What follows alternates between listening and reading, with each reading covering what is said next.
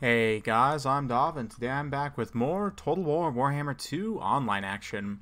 We're here with the Lizardmen once again, with the High Slaan here, going to be taking on the Empire, who have brought Balthasar Gelt. So it looks like we're going to have a bit of a wizard's duel today between the Slaan and Balthasar. Also got the Scarvet, of course, for that anti-large armor-piercing support. In addition, we've got a fairly standard skink build that you guys have seen before. 4 skinks with javelins, with 3 skinks without javelins, 3 croc scores, 3 skink skirmishers, a laser lizard, 2 pterodon riders, and a skink chief on a pterodon. For Balthasar's force, he's got 3 units of outriders here, going to be teeing off on my pterodon riders. He's also got a steam tank, which is an interesting pick. You don't get to see these guys too often, but the cannon will do a lot of damage to dinos. We've got a couple units of spearmen with shields, 1 unit of handgunners. We've got a couple of demigryph knights with halberds, 2 witch hunters, and of course Balthasar himself up on the Pegasus. Now him being up on the Pegasus is going to be more or less his downfall here against the High Slaan, because my spell loadout is just Tempest and Apotheosis. So the fact that Balthasar has come in the air is going to be a huge liability because I do have Tempest. We've got a ton of poison javelins as well. You can see already popping off shots. That Witch Hunter taking the laser lizard laser to the face. Skink javelins and skink skirmishers kind of poking away at Balthasar, not doing too much damage yet. Mostly just a game of positioning so far.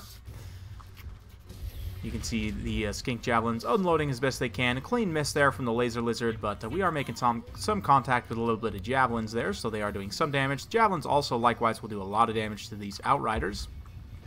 So it's a pretty nice situation for me.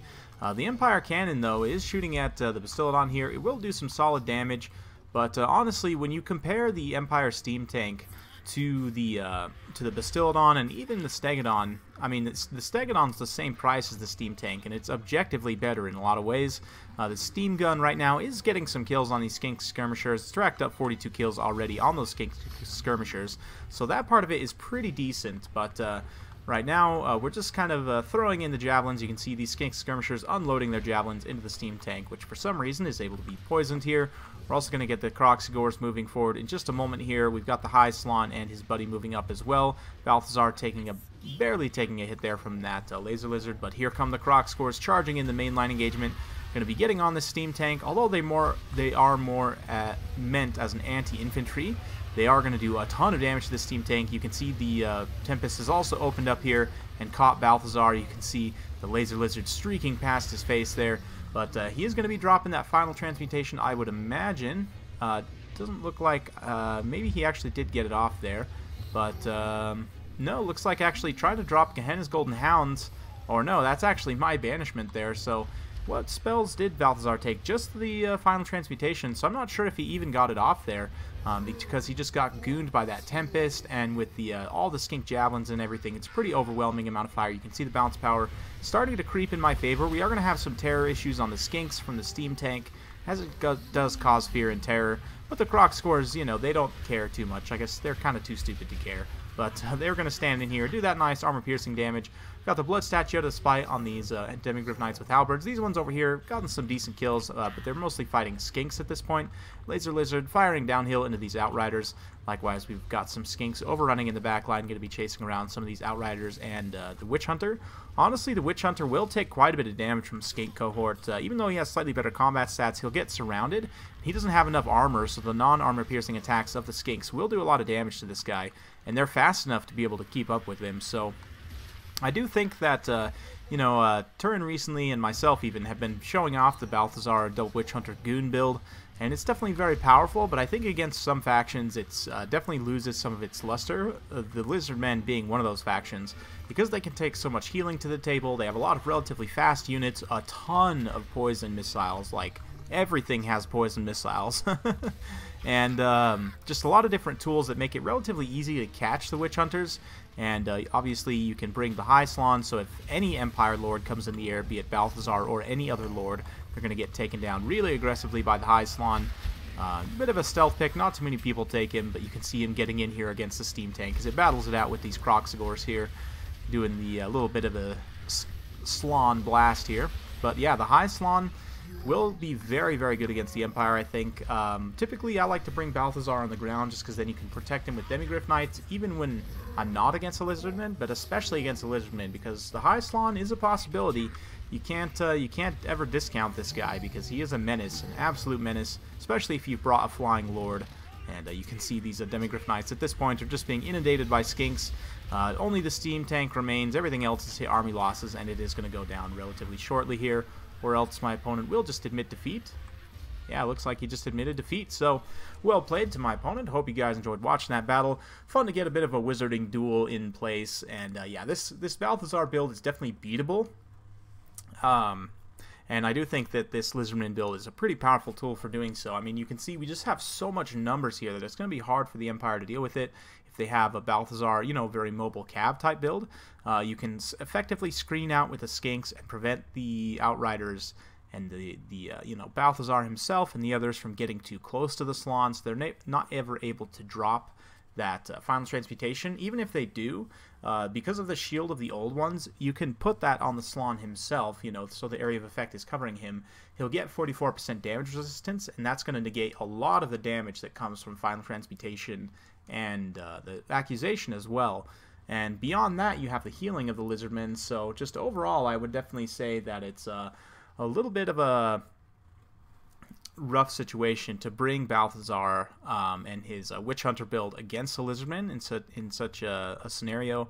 I definitely think that this is going to be better suited against factions that don't have a lot of healing or magic resistance, particularly like the Greenskins. It's very good against Chaos. It can be very good against as well. Even the Dark Elves, I mean, some of their lords do have Soul Stealer, which allows them to heal, but let's go ahead and kind of talk about some different things here, and we'll go through some of the matchups where I think this build is more viable, because I definitely think that it is somewhat viable in a lot of different matchups, but let's just kind of go through them here.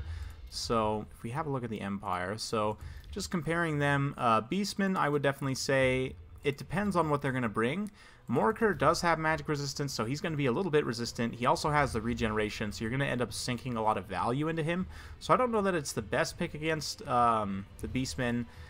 You do see Malagor sometimes now and Kazrak, but Morker is the most common pick, so I would probably say forgo that against the Beastmen.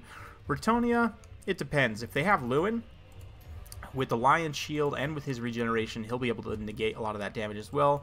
The Lady herself on Silveron does have pretty solid magic resistance at 60%, as well as healing, so I would probably forgo it against Bretonnia as well. Skaven, they don't have any self-healing, and they have low leadership, so it would definitely be good against the Skaven, as long as you can get to their leadership, you know, close enough to cast that the final transmutation and the accusation. Dark Elves, like I said, very good. Everyone except Malekith and Marathi has self-healing, so they can potentially heal themselves, but even then it's somewhat limited, so I do think that you'll get some good value out of it in that matchup.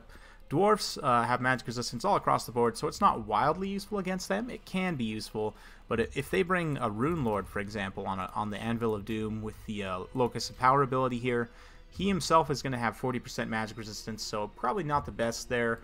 It's decent, but Tomb Kings can be very good against them, although with the Empire, I think it's just better off to go with the heavy fire build against the Tomb Kings.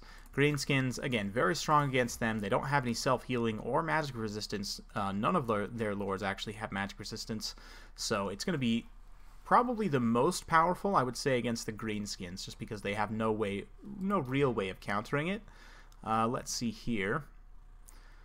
Vampires, potentially, depending on who they have as a lord. Obviously, they have a lot of self-healing as well, as do the High Elves. So those two, maybe, maybe not. It depends on what kind of build your opponent brings.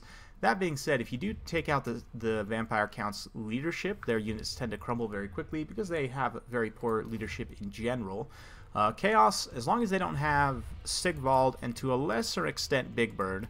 I mean, Sigvald himself with the self-healing means that, with the Auric Armor, means that he's going to be very hard to kill, just because he'll heal through all that damage. You may be able to get into his healing cap, but Sarthrel himself has a magic resistance of 25%. It's not amazing, so it will still do damage to him, but you know, that is going to be less effective against him.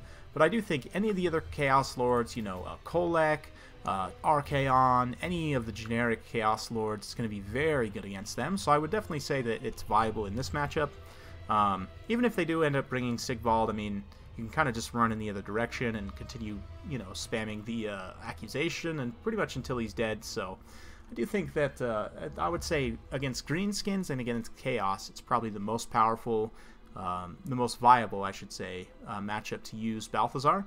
But in a lot of the other matchups, I would say you could probably forgo that. It can still work, but definitely against the Lizardmen, I would recommend against it. They just have so much poison, mobility, missiles, nastiness that it's a pretty rough. I generally think that the Lizardmen is one of the tougher matchups for the Empire right now. We'll explore it maybe a little bit more in depth on another day, but thank you all for watching. Hope you guys enjoyed this video.